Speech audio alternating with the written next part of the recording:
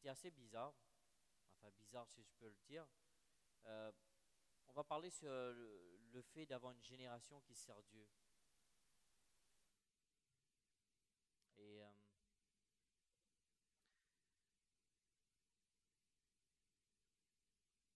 j'essaie de rassembler tous mes pensées. Et c'est vrai que vous savez, lorsqu'on parle le fait de servir Dieu, chacun a une manière de penser comment servir Dieu.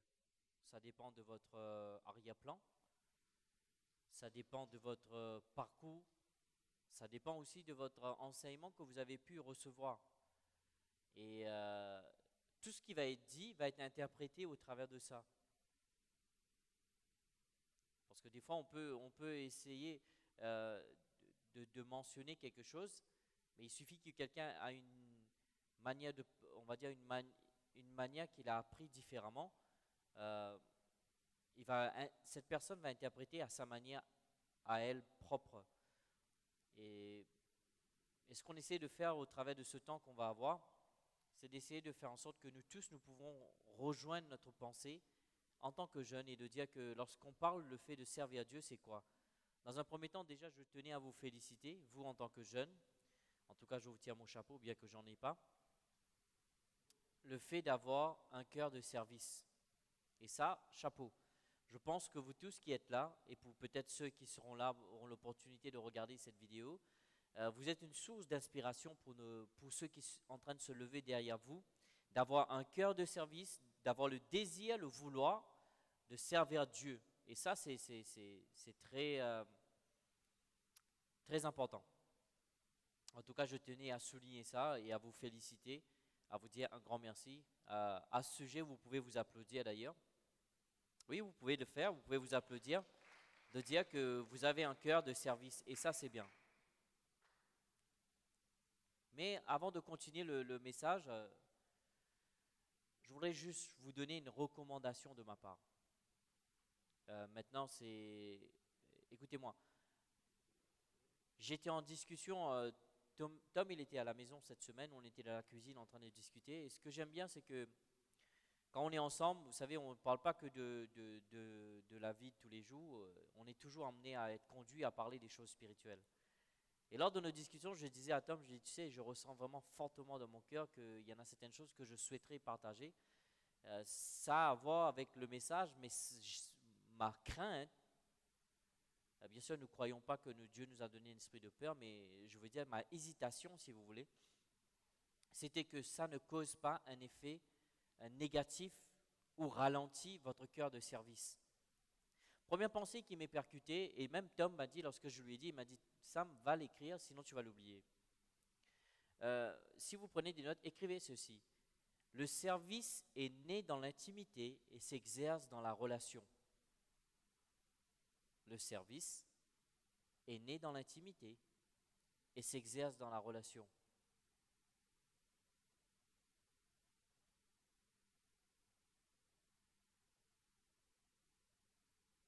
Je vais attendre que vous l'écriviez.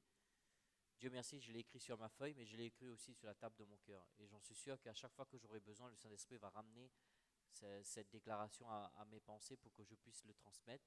Parce que je trouve que c'est une richesse. Parce que vous savez, regardez-moi, nous tous qui êtes là, nous sommes doués. On est des professionnels. Vous voyez ce que je veux dire? On connaît notre don, on sait que Dieu nous l'a donné, donc on peut s'exercer.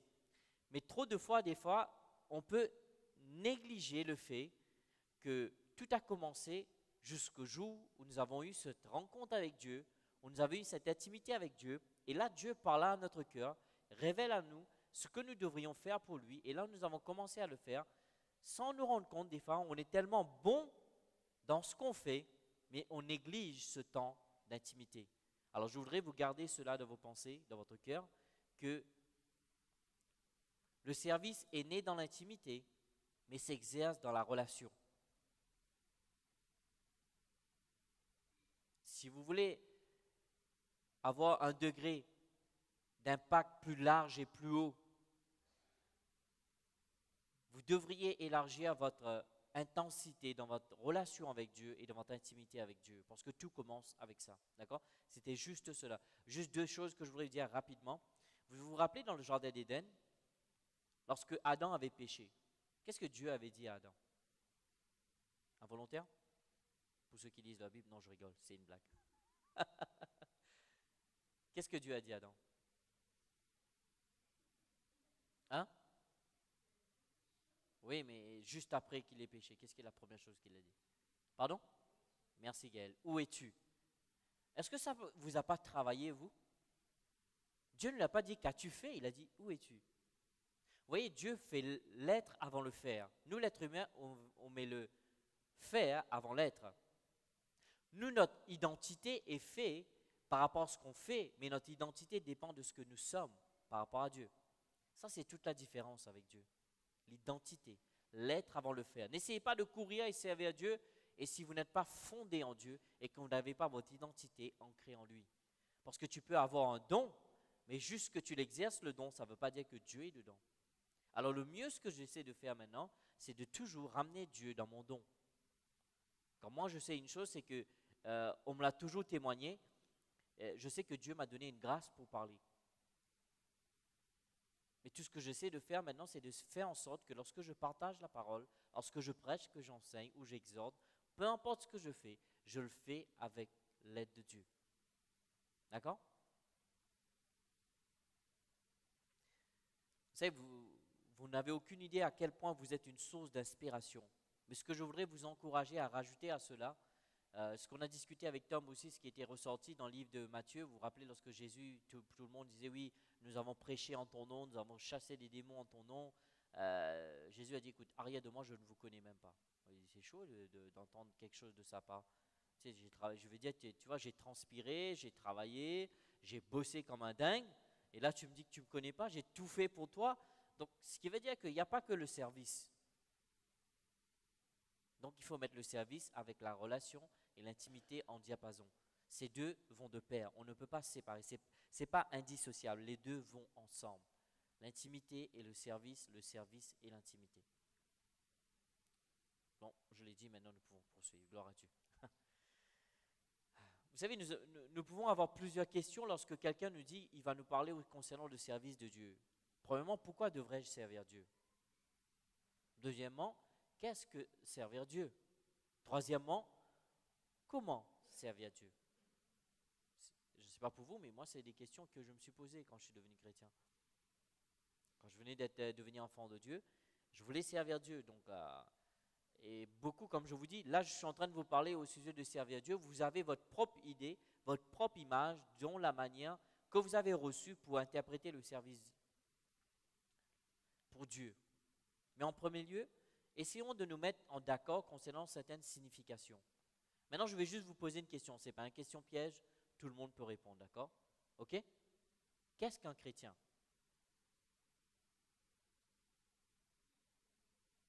Pardon? Petit Christ.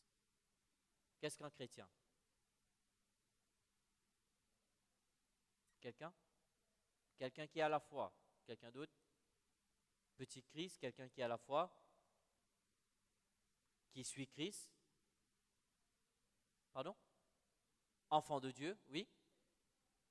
Qui passe du temps avec Dieu. Qui d'autre? Ce n'est pas des mauvaises réponses, hein? Tout ça, c'est des bonnes réponses.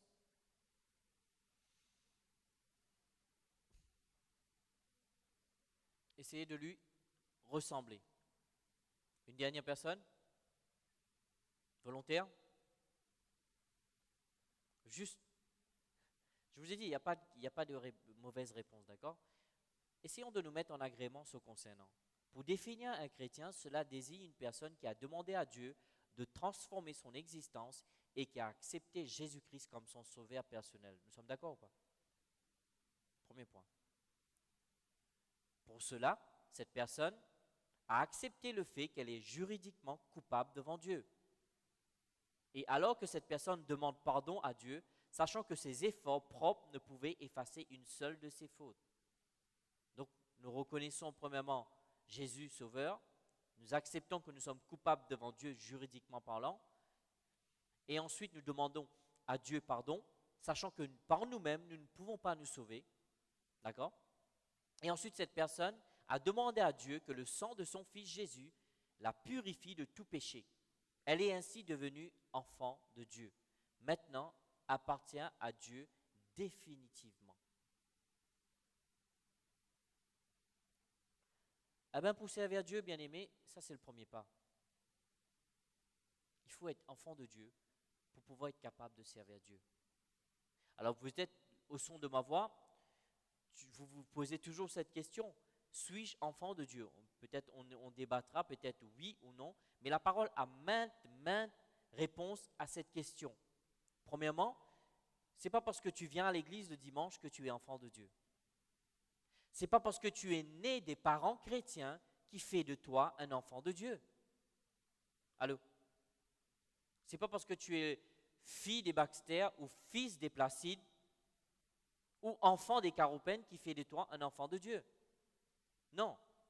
Devenir enfant de Dieu, ça demande un acte personnel de ta part. J'aime bien ce que Vanessa dit souvent, c'est une rencontre personnelle que tu as avec Dieu, une décision personnelle que tu prends d'accepter Jésus dans ta vie. Alors pour servir Dieu, ça commence par là. Il faut devenir son enfant.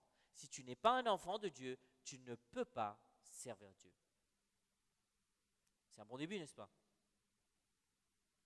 Quelqu'un dit oui, c'est un bon début. Oui, c'est un bon début. Ceux qui ne font pas partie de la famille de Dieu ne peuvent donc pas servir Dieu.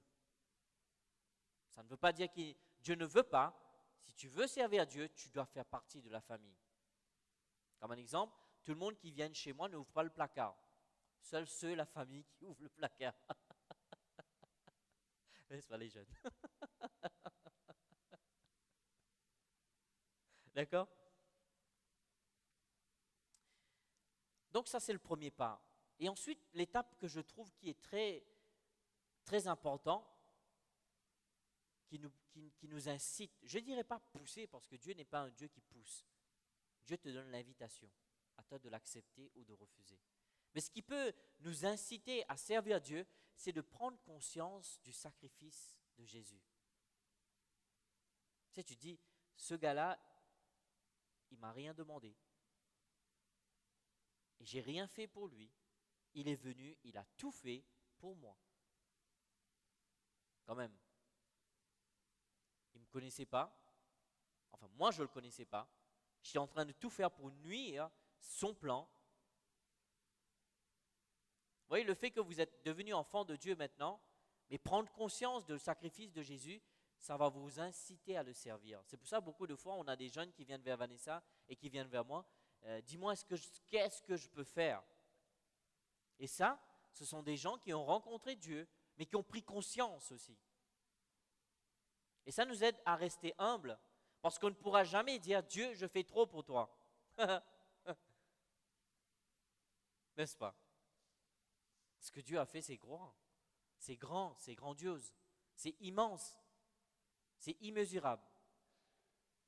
Donc quelqu'un qui est conscient qu'il a mérité l'enfer et que c'est uniquement l'amour de Dieu manifesté par le Fils qui le sauve, au fond de son cœur, alléluia, sera né un amour. En retour, cet amour pour Dieu va l'inciter à servir Dieu, n'est-ce pas? Par contre, si on n'a aucun sentiment de gratitude, c'est qu'on n'a pas encore compris ce que Dieu, en son Fils, a fait pour nous. Tu vois, ce n'est pas une question que ces gens dans l'église ou les autres jeunes n'ont pas encore, ils sont des jeunes mauvais ou méchants. Non, non, c'est tout simplement, ils n'ont pas encore pris conscience du sacrifice de Jésus sur la croix. Quand toi et moi, on prend conscience du sacrifice de Dieu, on n'a qu'une chose, on n'a qu'une envie, c'est de vouloir le servir, de vouloir lui plaire, de vouloir suivre son plan pour nous. Amen. Et vous remarquerez, tous ceux et celles que Dieu aurait sauvés de l'enfer n'ont qu'une envie, n'ont qu'un désir, c'est de le servir, faire quelque chose pour lui. Regarde la personne à côté de toi, dis-lui, fais quelque chose pour Dieu. Avant de continuer, je voudrais juste clouer cette vérité. Tu ne peux rien faire pour te sauver. Ce n'est pas tes bonnes œuvres qui te sauvent. C'est l'œuvre de Jésus sur la croix qui sauve. Et ta foi en Jésus, ta consécration en Dieu qui va te sauver. Ce n'est pas ton œuvre. On ne peut rien faire pour être sauvé. Aucune œuvre, aucun argent, Rien de ce que vient de l'homme souillé ne peut devenir purification.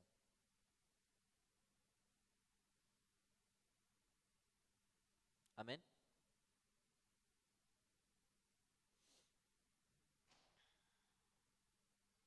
Donc, le service n'a rien à voir par rapport à ce que Dieu a fait sur l'œuvre de la croix, mais c'est tout à voir avec la manifestation de l'amour que Dieu a eu pour nous.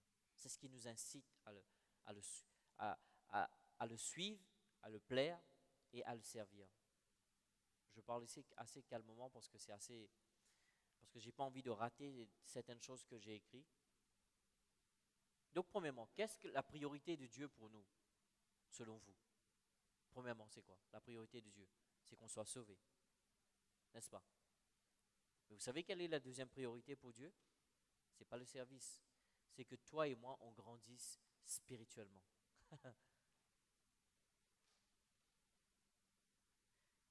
Premièrement, sauver. Deuxièmement, grandir, ou sinon la sanctification. Et troisièmement, vient le service. Ce que Dieu veut en priorité, c'est que vous et moi, nous grandissions spirituellement.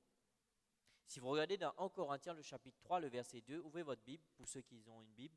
N'oubliez pas, comme je vous ai dit, toujours quand vous venez à la réunion, venez avec une Bible, un carnet, un bloc-notes, ou sinon vos portables, vos smartphones, mais prenez des notes.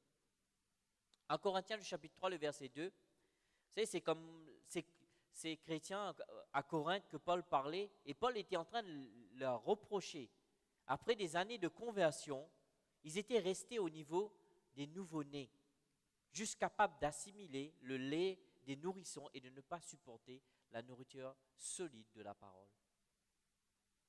Donc Dieu ne veut pas que nous restons des bébés chrétiens. D'accord? Et peut-être prochainement, lorsqu'on parlera le fait de les 3 étapes de la croissance, c'est d'être bébé, nourrisson. Et puis nous avons l'adolescence spirituelle et ensuite nous devenons des adultes. Et c'est ce que Dieu veut, que toi et moi nous devenons des adultes. Ça n'a rien à voir avec l'âge, ça a à voir avec ta croissance personnelle. C'est pas parce que tu es sauvé 10 ans, veut dire nécessairement que tu es un géant dans la foi. C'est pas parce que tu connais tout le répertoire qu'on chante à l'église le dimanche qui fait de toi un chrétien qui a grandi spirituellement. Maintenant, c'est un bon commencement. Tu connais le répertoire pour chanter, pour louer Dieu. C'est bien, ça commence toujours par là. Mais c'est pas ça ce qu'on nous parlons. D'accord? Donc Dieu, regarde la personne à côté, dis-lui que Dieu veut que tu grandisses. Donc maintenant, comment parvenir à cet état de croissance spirituelle? Pour cela, nous avons besoin de 2 choses. Quelqu'un dit 2 choses. L'étude systématique et journalière de la parole de Dieu. Et deuxièmement, la prière constante sont indispensables. Premièrement, la parole. Deuxièmement, la prière. Je peux rajouter d'autres, mais je parle pour un nouveau chrétien. D'accord? Ça, c'est très important. J'ai bien aimé votre franchise que certaines vous ont osé, parce que beaucoup sont là jouant les spirituels, mais n'osent pas de dire. J'ai bien apprécié en tout cas votre franchise lorsque vous avez dit oui, on passe beaucoup de temps dans les choses mondaines, pas assez avec Dieu. Alors je voudrais juste vous dire, quand vous quittez ce lieu, à partir de lundi, prenez une bonne décision maintenant. Juste de dire, ok, cette série dure 2 demi-heures, mais je vais sacrifier cette série, je vais prendre ces demi-heures, je vais prier, ou sinon je vais étudier la parole. Ça va vous aider à grandir. Et j'ai bien aimé aussi ce que quelqu'un d'autre a dit, nous avons le temps, sauf qu'il faut demander à Dieu de nous montrer le temps. Et ça, c'est vrai. Pas de temps, ce n'est pas une excuse. Comment on peut avoir le temps de tout faire sauf ça? Il n'y a pas de logique dedans. Tu veux dire, tu as le temps d'aller prendre l'avion pour aller en vacances, tu as le temps d'arriver à l'heure pour ta séance ciné, tu as le temps d'arriver, de faire tout ça pour aller chez le coiffeur pour ne pas rater ton rendez-vous, d'arriver à l'heure, et tu veux dire que maintenant, tu ne trouves pas le temps? Non, non. Moi, je vais te dire ce que c'est. C'est juste Samuel trouve des excuses. Je ne parle pas pour vous, je peux parler que pour moi. Donc, il faut grandir. D'accord? et vivre une vie sanctifiée. Peut-être un autre jour, on abordera ce sujet dans les vidéos, une vie sanctifiée. C'est quoi vraiment? Parce que des fois, on dit, oui, une vie sanctifiée, ouh, c'est hyper spirituel, ça semble être. Mais c'est quoi vraiment une vie sanctifiée? On verra, je vais juste évoquer certains points, parce que le temps passe vite. Et ils m'ont donné jusqu'à 5 heures, donc j'ai que 10 minutes.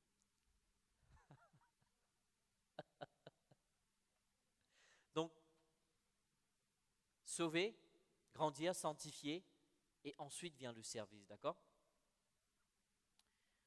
Tu vois, si tu mets l'accent sur le service, tu ne mets pas l'accent sur le fait de grandir, tu vas rater une étape de ta vie. Parce que tu vas passer ton temps à vouloir servir comme Marthe, tandis que Marie avait choisi la bonne part. Elle s'est arrêtée, elle a dit, écoute, ça ne veut pas dire que tu dois avoir la maison désordre, ça ne veut pas dire que les vaisselles ne doivent pas être rangées dans la lave-vaisselle, ça ne veut pas dire que tu ne dois pas faire descendre les sacs poubelles, mais ça veut dire que tu dois juste ordonner, orchestrer ta journée, mieux planifier pour pouvoir faire en sorte de faire ce que tu dois faire, tout en sachant que la priorité est sur notre croissance spirituelle. Maintenant, si tu viens me voir, tu me dis, oui, mais tu sais, j'étais en train de prier, mais j'avais un contrôle, mais là, je vais prendre mon bat de baseball, je viendrai te voir. Non, non, il faut équilibrer. Si tu arrêtes de passer du temps sur Facebook jusqu'à 1 h du matin, tu auras le temps pour étudier et tu auras le temps pour prier aussi. Excusez-moi, je marche sur vos pieds, je suis désolé. Mais c'est juste la vérité, quoi. Quand je vois des jeunes qui viennent, oh, mais tu sais, euh, je devais préparer cette réunion, mais j'ai pas. Comment ça, t'as pas eu le temps? Non, pas d'excuse. D'accord? Ce n'est pas une excuse pour ne pas étudier. Vous allez voir comment vos études vont vous servir pour servir Dieu, si j'ai le temps. En tout cas, nous allons revenir sur ce thème-là, d'accord? Parce que c'est un sujet qu'on ne peut pas traiter du fait de juste une fois. Maintenant, nous avons parlé sur les choses prioritaires de Dieu. Avant de mettre l'emphase sur le service, nous devons mettre l'emphase que nous sommes rassurés, que nous sommes sauvés. Deuxièmement, que nous vivons une vie sanctifiée et grandir spirituellement. On a saisi cela? Oui, je peux passer à suivant? Ok. Vous savez, tout au début du livre des Actes, le chapitre 1er, le verset 8, se trouve un verset que nous connaissons tous. Vous connaissez ce verset? Lorsque Jésus était en train de partir, il s'apprêtait à partir, il dit, attendez-moi. Et le jour J arrive et Jésus devait partir, il dit, vous recevrez une puissance, n'est-ce pas? Et ensuite, Actes, le chapitre 1er, le verset 8, arriva ce moment où la chose se concrétise. Et ce que j'ai aimé, il dit, vous recevrez une puissance, le Saint-Esprit survenant sur vous, et vous serez mes témoins à Jérusalem, dans toute la Judée, dans la Samarie, et jusqu'à l'extrémité de la terre. Donc, premier point. Ici, nous voyons, après avoir consulté ces vérités, ces importances concernant d'être sauvé, grandir spirituellement, vivre une vie sanctifiée, premier point, si tu veux servir à Dieu, tu sais comment tu peux servir Dieu? Ben, il est écrit dans ce verset. Tu n'as pas besoin de parler derrière le pupitre le dimanche. Tu n'as pas besoin de chanter dans la chorale le dimanche.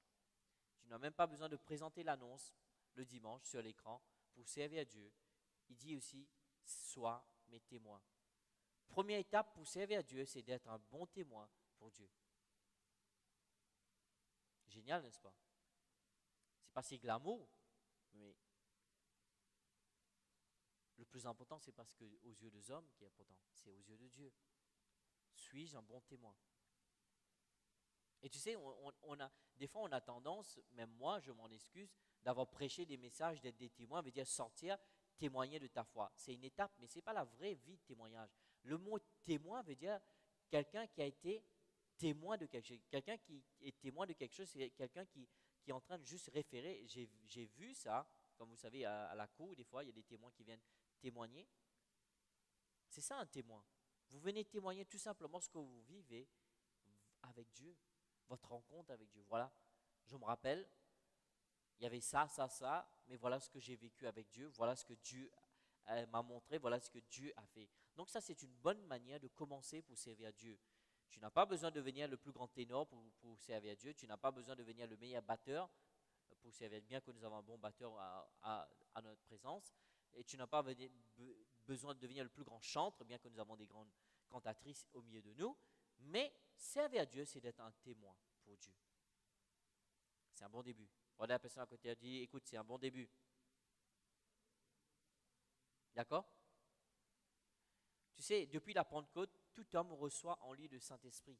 À l'instant même de sa conversion, lorsque vous et moi nous donnons notre vie à Dieu, cette personne devient capable immédiatement de faire un premier service pour Dieu. C'est de servir de témoin pour Dieu.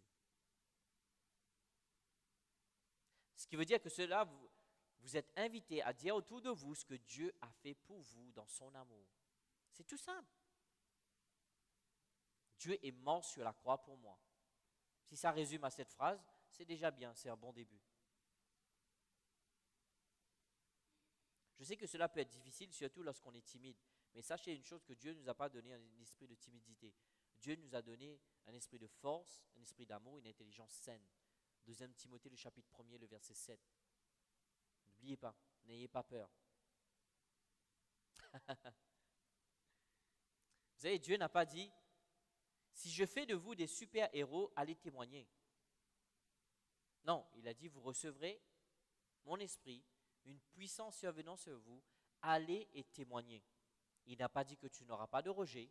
Il n'a pas dit qu'on ne va pas se moquer de toi. Il n'a pas dit que les gens vont te repousser. Ils ne vont pas te repousser. Mais néanmoins, Dieu nous dit d'aller, quoi? Témoigner. Ça demande du courage. Amen. Mais Dieu a promis de nous aider, n'est-ce pas? Nous pouvons donc demander à Dieu dans la prière le courage et la sagesse pour agir selon lui.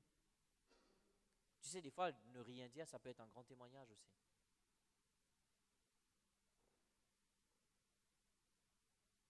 Moi, je me rappelle dans des situations qu'on a vécues, j'étais juste là, mais dans mon cœur, je priais de tout mon cœur, mais je ne disais même pas un mot. Rien que notre présence peut marquer quelque chose. Et ça, c'est très important. Témoigner ne veut pas dire être des blablateurs, juste parler pour rien dire. Non, témoigner, c'est de parler sous l'inspiration de Dieu et avoir quelques... D'ailleurs, on a l'école d'évangélisation qui a eu lieu juste avant JBB. Donc, si vous voulez devenir des experts dans l'évangélisation, je suis la mauvaise personne, mais le pasteur Jean-Pierre est la meilleure personne que vous pouvez vous adresser. Ok? Donc, il a une école pour ça, l'école d'évangélisation. Si vous avez envie de vous perfectionner, donc, allez vous inscrire à l'école d'évangélisation. D'accord? Alléluia. C'est pour ça qu'on est une famille, on est une église. On ne peut pas tout faire. Donc, il y a le pasteur Jean-Pierre qui pourrait répondre à vos questions. Et il y a l'école ici qui est en train de se mettre en place pour répondre à vos questions. D'accord? Donc, ce premier pas, là, c'est le service, c'est le témoignage. C'est à la portée de chacun, même les isolés. Donc, tu sais, tu peux même... C'est surprenant, quoi. Des fois, je regardais une vidéo, vous avez dû le voir, le gars, il n'a pas de jambes, il n'a pas de bras. Il est en train de témoigner. Et je dis, ce gars-là, il n'a rien, il est en train de témoigner. Alors, moi, qu'est-ce que je fais, moi? J'ai 2 jambes, j'ai 2 bras, j'ai une bouche. Et on n'a pas d'excuse. Ah, tu sais, je travaille toute la nuit, tout le jour. Oui, mais écoute, tu peux sacrifier une journée de ta semaine, prends 10 minutes, juste appelle quelqu'un. Ça peut être un témoignage. Parce que vous allez être surpris de savoir combien de gens souffrent autour de nous, qu'ils ont besoin de réconfort de Dieu. Pas votre réconfort, non, le réconfort de Dieu, d'accord? Comprenez pas mal, s'il vous plaît.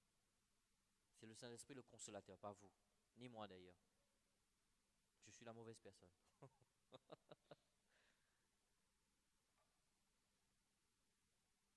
Donc, regarde à la personne à côté de toi, dis-lui, à partir de ce jour, je veux vous entendre, sinon vous venez devant moi et tout le monde va le dire ensemble. Allez, 1, 2, 3, allez. À partir de ce jour, tu n'as plus d'excuses de ne pas témoigner. Regarde la personne encore une fois. Tu veux servir Dieu? Alors témoigne. Je vais juste prendre quelques minutes. Autre chose, le service commence par le témoignage et s'enchaîne par des petites choses. Regarde la personne à côté de toi, dis-lui, le service pour Dieu, c'est de faire des petites choses. Dis, tu veux l'entendre maintenant? Il dit, écoute. Oui. Commencez à faire des choses qui repoussent tous les autres. Vous voulez savoir quoi? Nettoyer l'église. Ah non, pasteur, je suis appelé à chanter, moi. Ah, nettoyer l'église. Tu veux dire que ma belle robe le dimanche, nettoyer l'église? Nettoyer l'église. Faire la vaisselle quand il y a des invités. Demander à Catherine Pialéante, qui fait partie de tout ce qui est comité de tapis rouge pour recevoir les invités. Vous avez envie d'aider. J'ai bien apprécié 2 ans de cela, les jeunes qui ont eu à cœur d'aller aider dans la MAE. Oui, c'est bien. Ils ne veulent pas être vus devant tout le monde. Ils sont derrière en train de servir le dimanche. Et on ne sait même pas s'ils sont en train de servir. Salut les jeunes, venez. Et on ne sait même pas. N'est-ce pas? C'est vrai ou faux? Donc, je ne peux que m'empêcher de dire que le service commence avec les petites choses. Tu vois? Comment entre vous, vous serez assez franc de dire que j'ai jamais vu l'effet de nettoyer l'église, ça veut dire servir à Dieu? Levez votre main. Mentez pas, le Saint-Esprit le sait.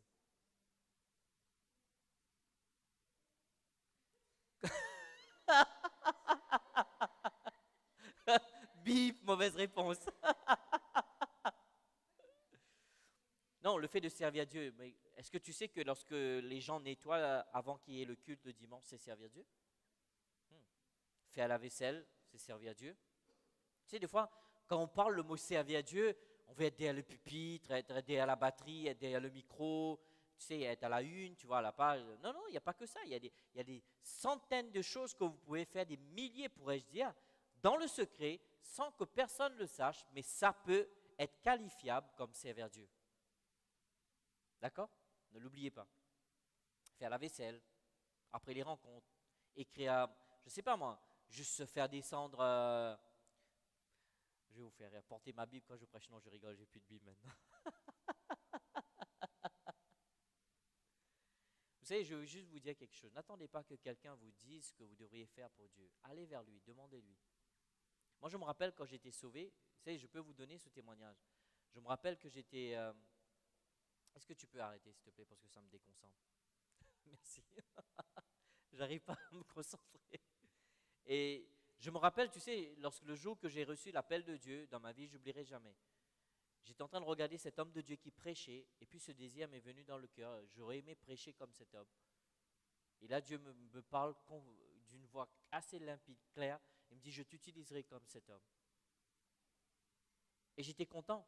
Et tu sais quoi, le lendemain, je n'ai pas commencé à prêcher des un pupitre. Tu sais ce que j'ai fait? J'ai pris la serpillière le dimanche. J'ai commencé à nettoyer. J'ai commencé à ranger. Vanessa, elle est témoin, hein, vous pouvez lui demander. À mettre les chaises. Vous savez, j'étais un vrai maniaque. Il fallait que les chaises soient rangées, mais au millimètre près, quoi. J'ai nettoyé le pupitre du pasteur, je ramenais sa bouteille d'eau, je ramenais son verre. Moi, quelqu'un me dit, mais que fais-tu? J'étais en train de servir Dieu. Tu vois, c'était assez, on va dire, c'était pas des grandes choses, mais j'ai commencé comme ça. Alors, juste le fait que vous êtes en train de servir dans une petite chose, ne trouvez ça pas petit. Donc, vous êtes en train de servir Dieu. Donc, il y a plusieurs manières de servir Dieu. Premièrement, être témoin, servir dans des petites choses, dans les services, comme je vous ai expliqué. J'ai besoin de faire une liste ou vous savez un peu de quoi je parle? Donc, dimanche, si vous voyez que des fois vous avez envie de servir Dieu, pourquoi pas aller voir Catherine Pialéante qui fait partie du groupe Tapis Rouge, de dire, écoute, quand il y a des invités, j'aurais aimé faire un gâteau, j'aurais aimé faire un repas pour aider. Ce serait génial, n'est-ce pas? Pourquoi pas le dimanche, vous voyez Médéric qui passe l'aspirateur, vous lui dites, écoute, j'aurais aimé être capable un dimanche, je te donne rendez-vous pour venir tôt. Quelle heure tu arrives pour pouvoir t'aider à faire l'aspirateur? Ah non, tu veux dire que j'ai mis mes vernis, Oui, commence là, s'il te plaît. Je t'encourage vivement à le faire parce que ça fait partie du service de Dieu. D'accord? Donc nous avons vu le témoignage, donc le service. Mais il y a quelque chose d'autre que je voudrais vous dire concernant le service de Dieu. Je sais que lorsque j'étais en train de parler au sujet de service pour Dieu, vous êtes en train de penser, oui, apôtre, prophète, évangéliste. Oui, mais ils n'ont pas commencé apôtre, ils ont commencé quelque part, petit, n'est-ce pas? David n'est pas devenu roi comme ça, il a commencé quelque part. Donc, tout le monde doit commencer quelque part. Alors, toi aussi, commence quelque part. Regarde la personne à côté de toi, dis-lui, commence quelque part. Troisième point, je vais vous laisser avec ça. Le service de la prière. Est-ce que tu sais que lorsque tu pries, tu es en train de te mettre au service de Dieu? Et je ne sais pas pour toi, Tu sais, des fois, on se dit, oui, mais je ne me sens pas vraiment que je suis en train de servir Dieu.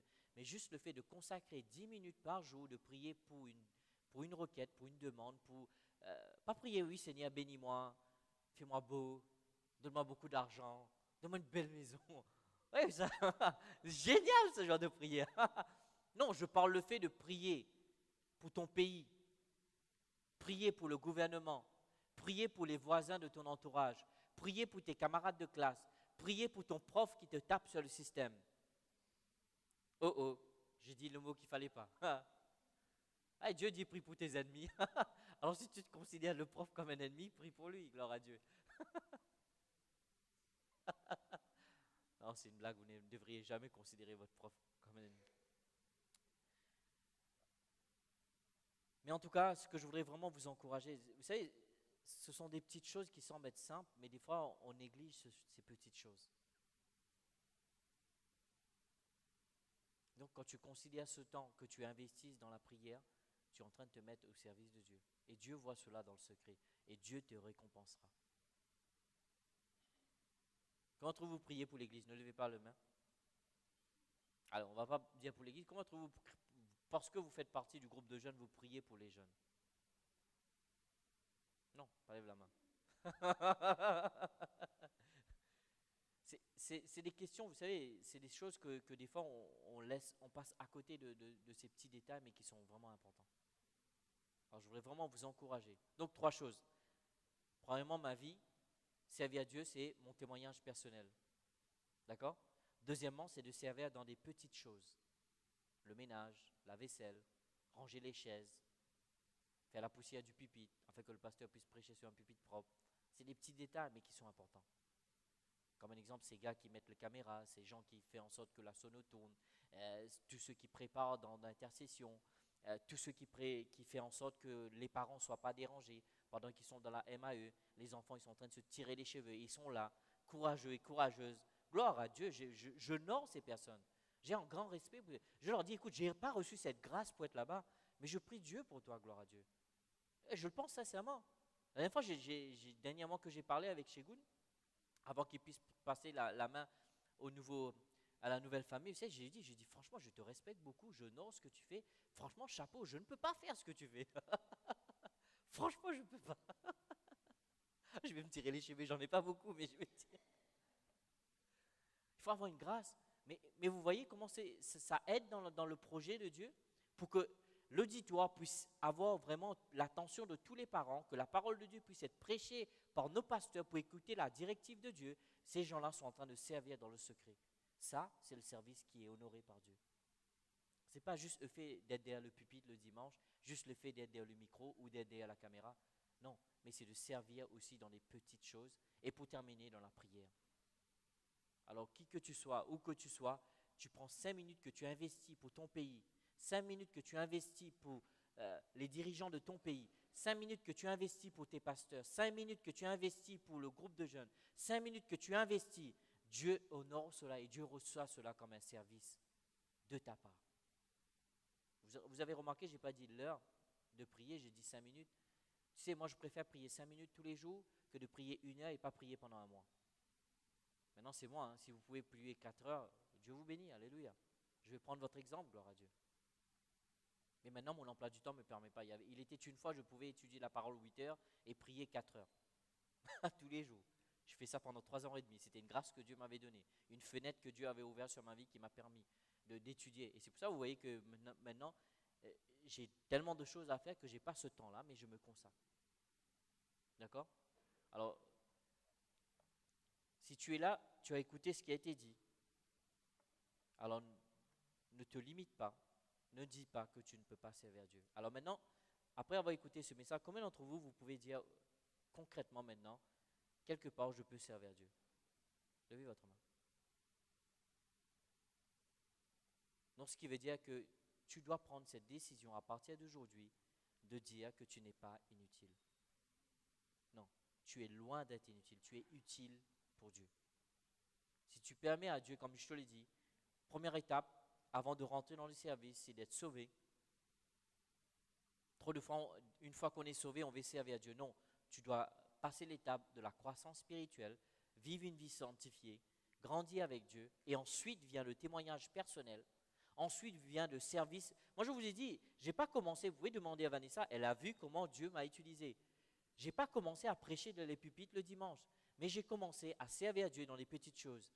Nettoyer l'église, faire la vaisselle, ranger les chaises, évangéliser le dimanche. Ensuite, c'était faire des cellules. Et ensuite, c'était l'évangélisation le samedi. Ensuite, c'était conduire la louange. Ensuite, c'était conduire le culte. Et ensuite, je suis devenu assistant pasteur. Ensuite, je suis devenu pasteur principal.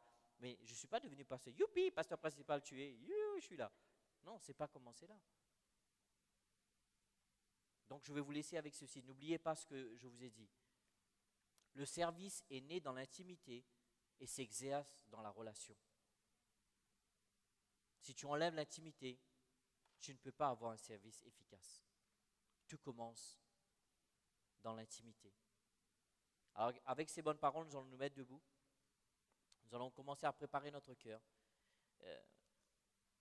Ma prière lorsque j'étais en train de préparer ce message, c'est que vous tous ici, vous vous sentez utiles pour Dieu.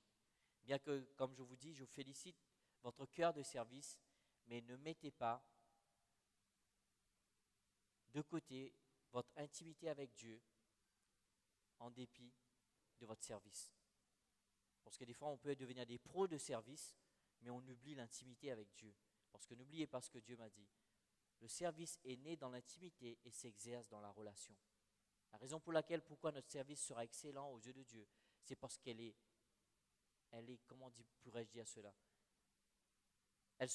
Elle est imprégnée de l'intimité que nous avons avec Dieu. C'est ce qui fait la différence avec Jésus. Jésus pouvait toucher des vies, pouvait guérir des malades, purifier des lépreux, chasser des démons, ressusciter des morts. Qu'est-ce qui pouvait lui donner cela? C'est son intimité avec Dieu. Est-ce que ça vous a aidé? Alors, s'il vous plaît, ne mettez pas les bœufs devant la charrue, c'est ça?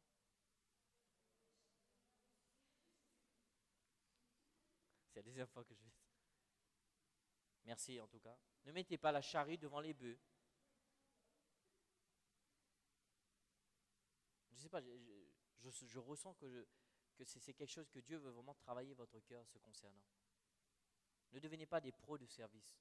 Devenez des pros de l'intimité. Dans votre intimité, le service sera excellent. Le service, tout le monde dira, waouh, qu'est-ce qui pouvait être si excellent que tout le monde disait, hé, Jésus prêchait pas comme les autres. Qu'est-ce qu'il pouvait dire de Jésus? Il dit, waouh, quelle autorité cet homme avait. Vous croyez que parce qu'il avait des beaux cheveux? Certainement, Jésus, il était beau. Oui, je le crois.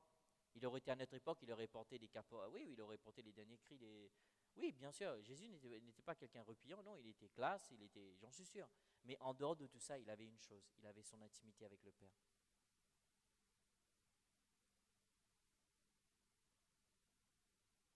Alors, jeunes, au service de Dieu, soyez au service, mais soyez dans l'intimité. Que Dieu vous bénisse.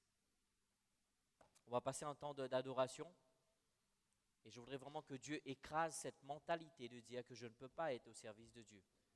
Nous tous, nous pouvons être au service de Dieu. Que Dieu vous bénisse.